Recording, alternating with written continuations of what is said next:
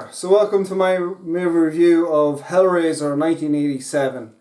It starred Andrew Robertson, Claire Hutchins, Ashley Lawrence, Sean Campaign, Oliver Smith, Robert Hills, a whole load of other people. A little bit of back into this. I've never seen any of the Hellraiser movies because I was only allowed to watch certain films growing up, and I seen like Die Hard and Alien and Aliens and that kind of stuff, but that was kind of, it wasn't as gruesome as this movie is, and it didn't have any real explicit scenes in it, because they were always the films I wasn't allowed to watch. If it had any adult explicit scenes in it, I was never allowed to watch them. So if you don't know, I watched the Conjuring timeline, and I watched the Insidious movies as well. So I'm gonna start watching this now, the Hellraiser movies, the franchise. There's actually 8 of them, and the last one actually came out in 2018. So, and then there was one in 2011. So they're pretty recent. Like they're still banging them out, and actually the last one was only made for like 350 grand and it made like 480 million or something. So there's probably going to be another one. If it actually made a lot of money, there's probably going to be another one. So that's just a bit of back into it. This movie wasn't made for that much money, actually, only a couple of million, and it made 14 million or something. I don't know what adjusted for inflation is, but anyway. So it's kind of it's set in England about this couple, and their daughter comes back from America and back to England, back to their home, back to the father's like home house, where he grew up, and so it's a guy, Frank, and his wife. I'm looking at the credits on the screen. Frank and Julia, I think, and he has a brother called Larry, and Larry kind of I think he went to like the Middle East anyway, and he got this weird box, and the box actually opened up doorways to other dimensions and stuff like that, where he met these 4 kind of demons, and they showed him like different mental stuff, so that's one of the demons was Hellraiser, even though they don't really say his name in it, but that's the name of the film. So Pinhead, I think, is his actual name. I think that's what people start calling him. I think just the films are just Hellraiser. But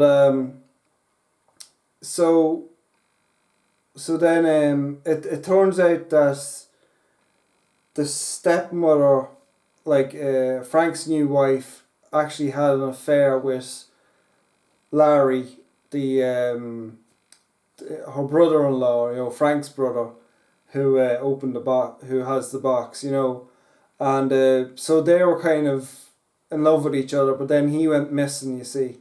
And so he kind of went missing into the other realm for a few years, like at the other, weird places.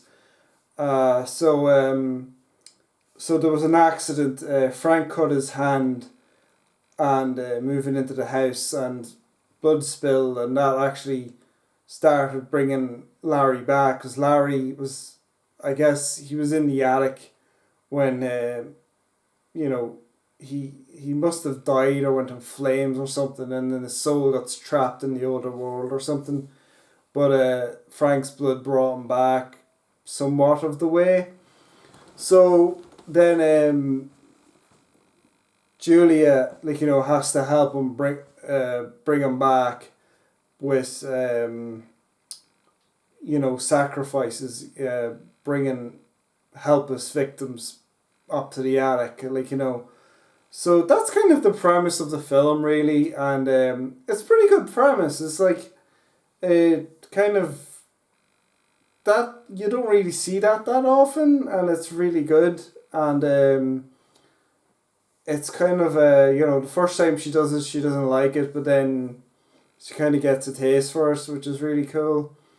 So that's kind of the plot of the film, and then Kirsty, the daughter, she kind of like, she's kind of like damsel in distress that kind of comes to be like the hero type of thing, which is pretty cool, which is really good. Modern filmmakers could take a note or two about how to actually make a strong female, because there was two strong female characters in this film, and they were really good, so they were. Even though, you know, Kirsty had a boyfriend, someone with a boyfriend, he didn't really help that much at all, like, you know, and he was just kind of there as a love interest, nothing really much, you know. But so before I get into spoilers, I'll just say that the makeup in this movie is really good. The special effects is really good. I think they used like slow motion like, you know, slow motion capture for like the special effects, because when Larry's putting himself back together, you could see the skin coming back on him and all that stuff, so that was really cool. The makeup on the Pinhead and the other demons were pretty good as well, like really realistic, little to no, like, you know, there's no CGI back then really, other than like the lighting and stuff. I think even that was like painted onto the film or whatever. But yeah, so I really enjoyed the special effects in this, like the old school special effects. Really enjoyed the plot line. It was a decent film, scary enough. There's some scary bits in it. I laughed at some bits because there was some. I'll get into that later. But yeah, I do recommend the film. Good movie to watch at Halloween, I suppose. Good movie to watch. You know, just it's on for an hour and a half. You might as well sit there, and it feels like a bit longer. But yeah, you can sit there and happily watch it, and you can always fast forward through the scary bits if you don't like it. So I'll get into spoilers now. Like when Larry's putting himself back together, it really did remind me of the Robbie Williams music video. I Want to Rock, a Rock DJ, I think it was called, and that was a really funny music video. But like that was like he was walking around as like the skin and bone and like the muscles and the bone, and the special effects were brilliant in it. So some of the scenes where he was, you know, she was lowering it, Julia was lowering in the guys and like killing them and sacrificing to them, like that was real good acting in it, so it was. Again, the special effects was really good. The dinner scene, there was a lot of tension in because he was rambling around upstairs, but Julia didn't want to give it away, and you know, he was trying to quiet him down and all that kind of stuff. And Julia really did try to keep Frank away from going up in the attic because, you know, Larry just wanted to kill him. Larry just wanted to eat him, like, you know. So, and then, what do you call it? So, Kirsty really came into her own then, like, and started fighting back and opened the box herself and saw the other walls and met the Pinhead and the rest of them, and was like made a deal. Listen, don't take me. Like, you know, you can.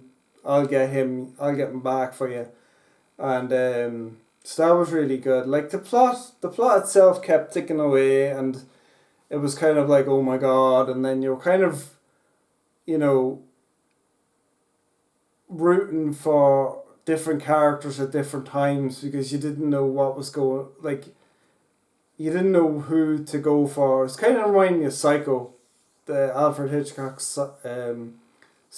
It was really interesting, but yeah, that's the whole film. Like, I don't want to give away the ending, but the ending was pretty great too, and it was kind of a happy-ish ending, I guess. Like, you know, I mean, we're going to see Kirsty. I looked it up. Kirsty, I think, is in the next one. I'm not sure, but yeah, she really does look like Elle from Stranger Things. Like, it's really weird. Like, I don't know if it's like her mum or like she's 54 now, so I guess I don't know, her granny. No, I did. She's her granny, but like I wonder if there's some kind of family relation there because they kind of look like each other. But yeah, it was really good acting, really good tension in the film. Really enjoyed it. I'm gonna watch the second one. Yeah, gonna watch the second one. Think it's pretty good. Really good introduction to the whole thing, and hopefully they get better. I don't know. If it's anything like Friday or like Nightmare on Elm Street, like those movies, like the first couple were good and then they kind of got bad, I think. But yeah, I have seen those films before. But yeah, like this series, I haven't actually. I've never seen these movies, so I'm going to start watching them, getting into them, and yeah. So check out my other uh, film reviews, The Conjuring Timeline, my last movie review. That was probably Insidious. Check out that film's review series as well. Check out my channel. Remember to like and subscribe. And yeah, thanks for watching, and I'll see you later. Bye.